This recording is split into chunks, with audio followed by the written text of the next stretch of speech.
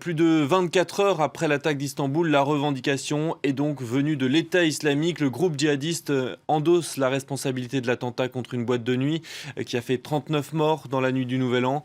L'assaillant, lui, court toujours. Son identité, ses motivations précises restent encore à éclaircir. C'est d'ailleurs désormais la priorité des enquêteurs. On va retrouver à Istanbul Quentin Raverdi. Bonjour Quentin, cette revendication de l'État islamique, ce n'est donc pas une surprise ce matin.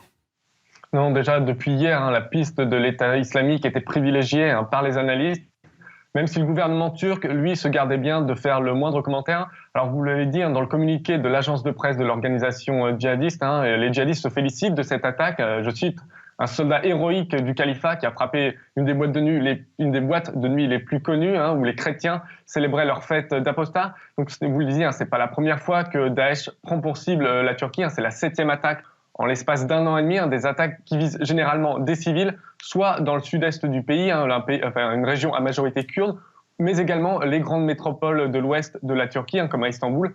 On se souvient notamment qu'en juin, une triple attaque à l'aéroport Atatürk avait fait plus de 40 morts. Mais voilà, depuis plusieurs semaines, l'organisation État islamique menaçait la Turquie de représailles, après qu'Ankara ait lancé en août une vaste opération militaire dans le nord de la Syrie, une opération qui vise notamment à repousser les djihadistes de la frontière turco-syrienne. Donc voilà, les menaces étaient prises au sérieux par Ankara, les arrestations se multipliaient dans les réseaux djihadistes. Et samedi encore, une dizaine de personnes liées à l'État islamique ont été arrêtées à Ankara. Ils prévoyaient de mener des attaques sur le sol turc au moment des fêtes. Alors avant même cette revendication, le président Recep Tayyip Erdogan avait promis d'intensifier la lutte contre le terrorisme.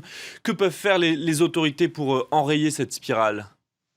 Alors pour l'instant, il n'y a pas eu d'annonce des autorités, mais oui, après chaque attaque, le gouvernement et le président turc le rappellent, la Turquie doit intensifier son combat contre les organisations terroristes, quelles qu'elles soient, à la fois les membres du Parti des travailleurs du Kurdistan, le PKK, mais aussi contre l'État islamique. Je vous le disais, la Turquie mène actuellement une opération dans le nord de la Syrie contre les djihadistes et aussi contre les forces kurdes. Et ces opérations ont continué hier, plusieurs frappes aériennes ont visé des positions djihadistes dans le nord de la Syrie. Sinon, on n'attend pas vraiment d'annonce spectaculaire de la part de la Turquie qui va juste dire qu'elle va continuer à combattre le djihadisme. Mais ce qu'on voit, c'est qu'il y a de fortes lacunes quand même dans le système sécuritaire turc. C'est déjà la 13e attaque en moins d'un an. Déjà plus de 300 personnes ont été tuées dans des attaques terroristes d'ampleur sur la Turquie. Donc aujourd'hui, il y a de vraies questions sur le système sécuritaire et sur d'éventuelles failles dans le renseignement et au sein de la police dans le système turc. Merci beaucoup Quentin pour toutes ces précisions en direct donc d'Istanbul.